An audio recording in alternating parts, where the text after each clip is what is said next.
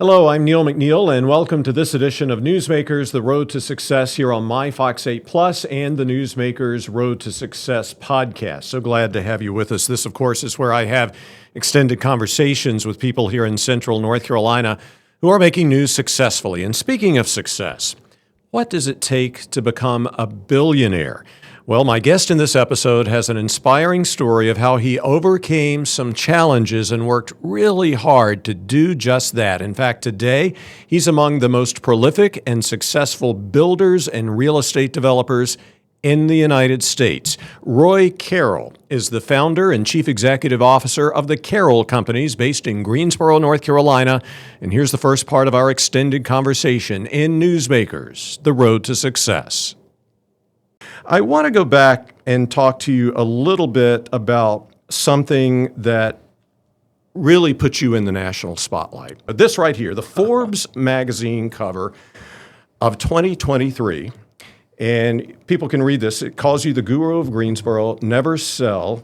I'm reading from the digital cover here. Never sell, how a college dropout built a $2.9 billion real estate empire. And I'm wondering how that article changed your life, if any at all. I mean, did you see a big difference?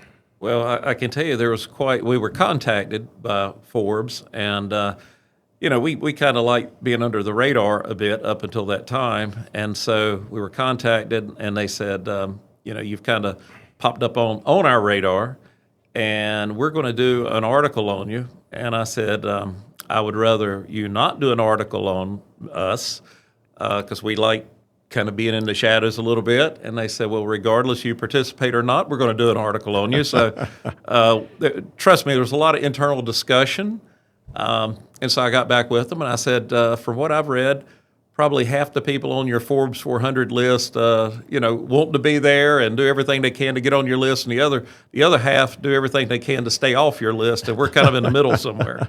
So, we knew there would be there's some positives and negatives and everything. So we decided to participate and talk to them, and there's been a lot of positive, but there's probably been some negative in there too. So yeah, as with any time you go majorly public, there are both positives and negatives, right. And I certainly know I have experienced that in what I do, and I know you have as well. I have to ask you this: as many people know, and you do too, you can go to the Forbes website and check your net worth. Right. In real time, supposedly. Right. Do you often go on there yourself to see how accurate it is? Well, each year they contact us, and okay. they did do a deep dive. I mean, okay. It wasn't just, we suspect that, you have this much in real estate assets or whatever. And so we did disclose to them personal financial statements and corporate financial statements. And then yearly, they just do a general checkup from there. Good. I'm so glad to hear that they do at least that, right. And they don't depend on some sort of outside entity to get that. I'm so pleased to hear that they check up. A lot of people ask me about you, and I in addition to saying you're a real nice guy, and I know him, I say a couple of things really stand out to me about Roy. Number one, he hasn't forgotten his roots. He loves his hometown. And number two, he has really built his company from the ground up. I mean, you were not handed anything on a silver platter, and you worked really hard to get where you are today. Am I in the ballpark there? You're there. You're there. So, the story is, I grew up here in Greensboro. My father was a grocery store guy. He was a meat cutter, grocery store manager, a little supermarket used to be here in Greensboro, High Point, the Triad, and in the early '80s, I was a college student at UNCG, and he got laid off. The little grocery store chain had a hard time competing. And I've got a picture of him right here. This is Roy Carroll the first, right? The original Roy Carroll, version 1.0. Right, version 1.0. And you said he was a meat cutter. Right. So he started out as a meat cutter and worked his way up to grocery store manager, and then. Again, the little grocery store chain just could not compete with the big chains, and so early '80s when I was in college, he got laid off, and he had done renovation on the side, some small little projects for others. And when he got laid off, we had some friends that approached him actually, and said, "Are you interested in building our house for us?" And so he and I talked about it, and he said, let's build this house while we decide what we're going to do next in life, right? So, Right. So we built the house, and by the time we finished building that home for them, we had some other friends that contacted us and said, would you build us a home? So we sat back then and said, we may be able to make a living out of this construction business. So we got our real estate license, our construction license, Right. incorporated, and we started out as equal partners. We both put up a couple $1,000s, not much, and we started doing custom homes on scattered lots around the Triad, and so people would come to us, and we would bid on building their home, and so that's kind of how we started. So the very first home that I guess you and your dad built, where was that? It was on Knox Road in Eastern In Guilford Eastern County. Guilford County. Yeah, Is it still standing? I hope so. I haven't checked in a while. I believe it is. I believe it is. Yeah. Yes. Well, that is great. I want to get more into your dad here in just a few minutes, but I want to go back just a little bit. Growing up in Greensboro, Right. what was that like? What was your childhood like? Can you describe that? Well, my parents were very middle class, blue collar. Right. And my mother worked for Chandler Foods for 20-some years yeah. as office manager, and loved working for the Chandlers, Dr. Chandler, dentist here in Greensboro. And so they just were hardworking people, and we were just regular folks in Greensboro. Right. Talk to me a little bit about your education. Where did you go to high school? What was your high school? Well, I went to Southeast Guilford High School. Okay. Parents moved out. Just outside of High Point. Yeah. Yeah. Well, on the other side. Other side of High Point. Yeah. Southeast. Southeast. Yeah. And, Julian, Pleasant Garden. Yeah. And so my parents' thing was not so much focus on education as, especially when I was 13, 14, work. My father was a taskmaster. I mean, he really pushed me to work. And when I got my license, then they let you drive school buses. So within a month after getting my license when I was 16, I was actually driving a school bus. And I would drive a double route. I had an elementary route and drop those kids off, and then I'd go pick up my high school friends and drop them off and get my my books and everything when I dropped them off at high school, and I'd walk to class with them, and I'd leave about 1:30 each day to go pick up my elementary kids. So your route, I would assume, southeastern Guilford County, pretty much, Right. and Southeast Guilford County. And after I did that, then I'd go work at a grocery store, bagging groceries, and at one point, I think I had 3 jobs. Right. And I remember coming home one night about 10 p.m., and my father said, "What are you doing home so early? Why aren't you working?" So I'm like, "I actually have school tomorrow, Dad." Yeah. What type of student were you? I was not a great student. ADD, but Really? not diagnosed. Yeah. And I'm really cautious about talking about ADD and ADHD because it is a spectrum. And a true story was when I was in the 2nd grade, they actually brought me in and tested me and said, "Well, he's just not, sticking He's with not the there." rest of the students." And so they said, well, they called my mom in and said, we think he's halfway intelligent, but he needs more structure. And the honest story is my mom took that to mean discipline. She says, "I'm spanking him so much now, my arm is tired all the time." So that's What a great story. But I was, I was not a mischievous kid. It was just hard for me to focus. Right. Until I got to college and I realized this is serious. I need to learn how to focus. And so I really tried to concentrate, and I was able to take that disability and turn it into a positive. So I don't think I would be where I'm at today if I didn't have some level of ADD Right. that I deal with. I still have to deal with it today. There's times that if I've got a contract I've got to read, I know that's a morning thing I need to do. If it's something creative, reviewing plans or something like that, then I try to do that in the afternoons. And you have said, in terms of dealing with ADD today, driving race cars is certainly a passion that we're going to talk about, Right. but that kind of plays into your ADD in that it forces you to focus, or if you don't focus, you get into trouble very quickly. And I think that's why I'm so bad at golf. People say, well, why don't you play golf? Why don't you play tennis? Well, I get out there on the golf course and about 3 or 4 holes in, I get a text message or an email, and I'm like, wow, I need to deal with this, and Right. I lose focus, and Sure. I'm like, I wish I was somewhere else. And I was thinking, growing up, I guess in the early to mid '70s, I mean, they didn't know much about ADD back then, and they didn't have some of the wonderful medications that they have today. Right. That really I know are helpful to a lot of people. But I know you ended up after high school going to Emmanuel College in Georgia. You returned to North Carolina, studied at UNC Greensboro, then you dropped out. Yeah. Was it just you saw better opportunities to work? Is that why? Well, I knew. So my father and I, our common language was he would come home from the grocery store where he worked, and it was business. I mean, we didn't talk about sports. We didn't hunt and fish that much. We basically talked about business. And so when I was 13 years old, I bought my own subscription to Wall Street Journal and maintained that all through college, and that's what Still I read. there. That's what I studied. Still it's still there, there. That's yeah. right. And so we would talk about the little grocery store chain he worked for, inventory shrinkage, employee issues, and things like that. But that was our common language. Yeah, and you that's how you and your dad, and I'm going to throw his picture up there, Roy Carroll the first, were able to communicate and emotionally connect. And Correct.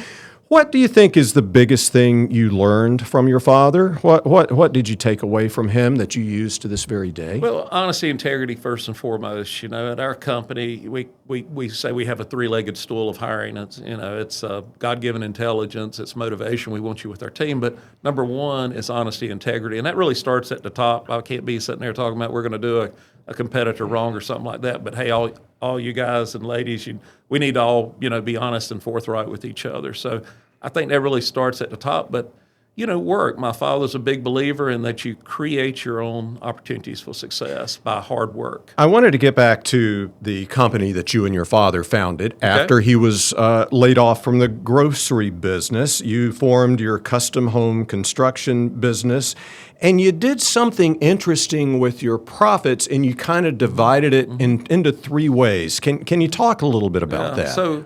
So he had a little bit of retirement when he got Right. laid off, and I was a college student. I had saved a little bit of money from working multiple jobs in high school and college, and so we put up equal amounts of money. I think it was $5,000 a piece, which is a good sum of money, for a college student.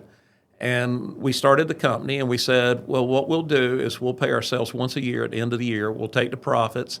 We'll put a third of the profit back into the business to grow it, and we'll each take a third of the profit as our salary. So we didn't know what our salary was going to be year to year, depending on how much profit we brought in. And we know how the housing market can go. That's right. But we put the retained earnings back into the business, and so that helped fund the growth of the business. And we did that through the 1990s until the latter part of the 90s when he approached me and said, hey, I'm ready to retire again. You want to grow? And I'm ready to retire. Yeah. So I bought his half of the business, and I tell people I had the best partner I could ever have. I'll never have another partner, and that's the way it's been since. And according to my notes, in 1991, correct me if I'm wrong, you bought all of your father's shares and assumed the title of company president, and just phenomenal growth from there. Do I have my year correct? Correct. So, Right. and your father retired. After your father retired, how hard was that for him not to come back and be involved with the company? Did he kind of leave you alone to let you do? Well, he had an agreement where he would work for a couple years, and he worked for about 1 year and started farming and had some cattle. And, Interesting. Yeah, so he in southeastern Guilford County, I yes, guess? he was involved with that, and he said, I think the construction business is tough, but I think this farming business may be tougher. Yeah, no doubt about it. The Forbes article compares you to Warren Buffett in that, quoting here, you buy low and rarely sell his sweet spot, cheap land that he's turned into lucrative apartment communities across the Southeast. Is that accurate, do you think? Yeah, our business model is not super sophisticated. We just try to execute. We try to find sites that are good sites in the path of growth. And that may be an area of a community. It may be a complete city. I mean, Austin, Texas, Right. one of our focus cities, and they're creating 20-some thousand new jobs a year. So we've been out there for about 10 years. But we try to find great locations, and then we try to build, and we build quality. We build with the mindset that we're going to keep it. We're not merchant builders. We don't build and flip. And so I've always said, why sell the goose? Keep the goose that keeps laying the eggs. And so that's what we've done over the years. And just it's a marathon. It's not a sprint. And we've been fortunate. Still, though, it seems as if you do not mind taking risk. I mean, you have to take risks in what you do, but you're also very cautious. Can you kind of walk me through the process that goes into your decision to take a risk on a particular concept, maybe even a piece of property? How does that work? Well, it used to be a lot more gut instincts, but Right. our business has outgrown my gut instincts. Okay. And so now I've got a lot of really smart people back at the main office that run numbers, and Right. we've got a lot of models that we feed a number of data points into, and that kind of points to should we or should we not invest in a certain market or location.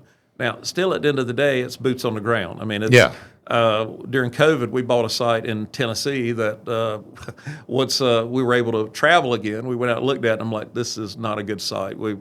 This is not going to work for. It was actually a be-safe location. Okay. I'm like, this is not. It looked good with all the things that we have, Google Maps and everything else. But when I went and stood on the site, I'm like, this doesn't fit what we're trying to create. Gotcha. So. So there's a lot to be said for still being on the ground, riding around an area where you're looking to invest. But there is risk. I mean, it's all the best business models, best minds. There's a certain degree of risk in development, and I think CenterPoint is a testament to that. And we're going to talk about that in just a second. Do you feel like you have to physically be and see every piece of property, every building that you're associated with before you establish a relationship with that piece of property or building? Well, we used to, and now we're spread out across the southeast U.S. We're in Florida, we're in Texas, Tennessee, and everything. So the way we acquire sites typically is we have a weekly, typically a Tuesday morning, a land acquisition meeting. And we have land acquisition managers we have anywhere from 2 to 5 that are scattered in the southeast, and they have different areas and regions. And each Tuesday, on average, I'll look at 10 to 20 sites. Wow! And they'll pitch. It's kind of like speed dating.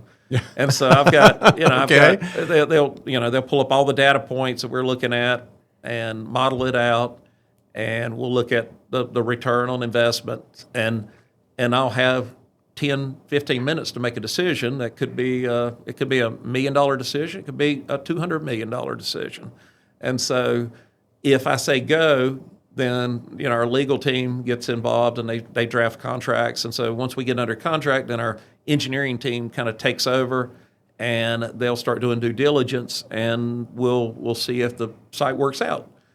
Most of the time, by that point, once we start spending the money like that, they do work out, and we do close on a high percentage of the sites we place under contract because we've done so much legwork. But in between there, when we're getting close to putting it under contract, or just after we put the site under contract before we start spending a lot of money, I'll get in the car, get in the plane, and we'll go boots on the ground again. Right, and that's important that you stay connected. I wanted to ask you, you could have based your company anywhere, in Atlanta, for instance, or Charlotte, but you've decided to keep it in Greensboro. Why, and do you plan to always keep it in Greensboro? Well, I tell people that Greensboro and the Triad's been really good to my family over the years. I love Greensboro. I think and the Triad, I think its best days are ahead for this community. And as long as I'm in charge, we're going to be based in Greensboro. Okay. I spend less and less time in Greensboro actually, but we are always going to have our headquarters based in Greensboro. A little bit. I want to run down some of the company's history with some dates, just to make sure I've got all of this correctly. 1995, Carroll Investment Company is created. commercial land and property development. 1996, you completed your first multifamily project in Greensboro. 1999, you created your apartment management company. Is it pronounced Ari? Ari. Ari. Good. Well, I did that right. Good. Ari, and completed your first garden-style apartment community in Greensboro. I wanted to ask you about some apartments, and I'm going to show some images here of your apartment communities that I pulled off the Carroll Company's website. Why have apartment communities been a big focus for you? What has been so lucrative about doing this sort of thing? Well, we started off as we spoke about in custom homes, and I think it was a kind of a natural migration somewhat to go from custom production homes over to multifamily.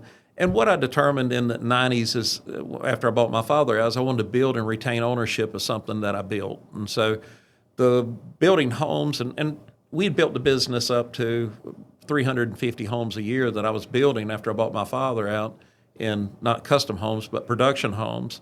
And we were doing very well, debt-free, which is highly unusual, and we were making good money. But it was a machine that you had to keep feeding, and so if something happened to me, I went away, that machine may stop producing. So with multifamily, that's something that's kind of legacy, where if Roy Carroll's not involved anymore, there's still apartments and housing that can be rented for years to come. So, just so I'm clear, when you say multifamily, are you talking primarily apartment communities? Apartments for sale primarily. Okay. Just wanted to make sure. How many apartment communities is the Carroll Companies involved in now, and what's the geographical stretch of that? So we've got about 18,000 apartments that are either built or under construction right now, actively. 18,000. Right, wow. Right. And so we're in, with our multifamily apartments, we're in North Carolina, South Carolina, Tennessee, and Texas, and Bozeman, Montana, believe it or not. Okay. We're working on a big development out in Bozeman. We can talk about where all of your properties are, and we would probably be in here for 5 hours talking about it, but you're all over the place. But just so you'll know, for the purpose of this conversation and timing, when we talk about specific projects, I'm going to kind of stay local here in the Triad area, if that's okay. And I'd like to transition into talking about some of the projects specifically that you're involved with. You have already mentioned Center Point, and I want to roll this clip of video of you and I, what is in your residence at the top of the Center Point Tower. This used to be an old Wachovia Bank building in downtown. You can tell how old this is. We're looking off of your balcony, and the Hyatt and Carroll at Belmead there haven't been built across from the ballpark there. Right. But this was one of your first big Greensboro projects. Talk to me about that. Why this, and what potential did you see in it?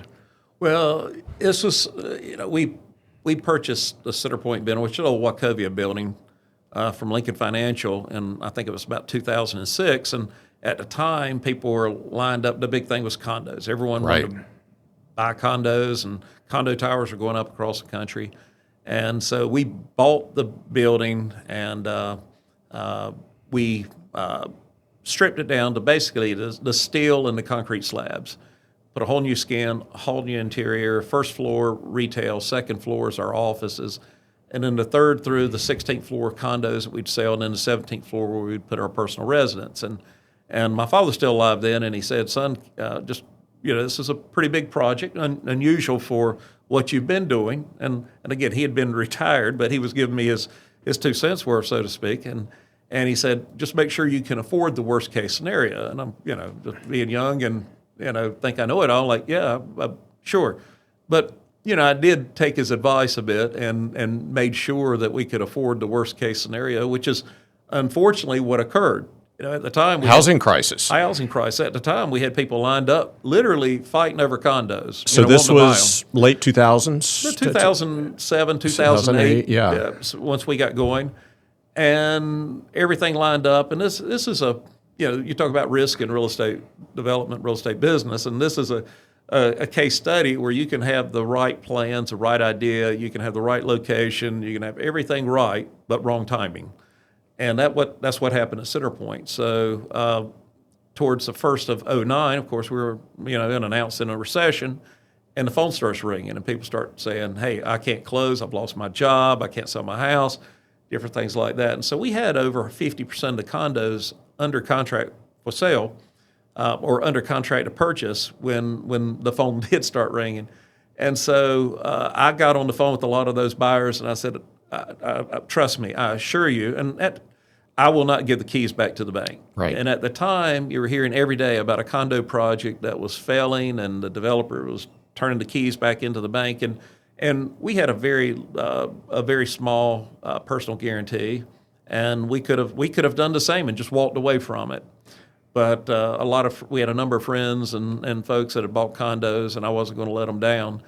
And so we trudged through that, and we had out of the 50%, we had about 25% that did stick around and actually close. Very thankful for those folks that did trust and believe in us. And so we trudged through it, and we've got a few dozen condos for sale today still that we've kept. We had in a rental pool, but we are a for sale. Center Point's a for sale development. But we kept it, and then the latter part of 2009, our construction loan was $30-some million. But every dollar that we'd brought in from the sale of one of those condos that did close, we went to pay down the loan. We owned, I think it was $23 million. And I remember at the end of 2009, every time we went to talk about a loan for something, a project in Texas or somewhere else, in multifamily, I said, "Well, how many condos do you still have to sell?" I'm like, that is such a small, percentage of our whole balance sheet, but everybody wanted to talk about the condos. So I was getting ready one morning, and I'm like, I'm tired of everybody asking about the condo project and how it's going to do, and are we going to give the keys back to the bank or whatever. So I went into office that morning and talked to our CFO, and I said, "Hey, can we pay off this $23 million loan and still do ABC that we had lined up?" Right.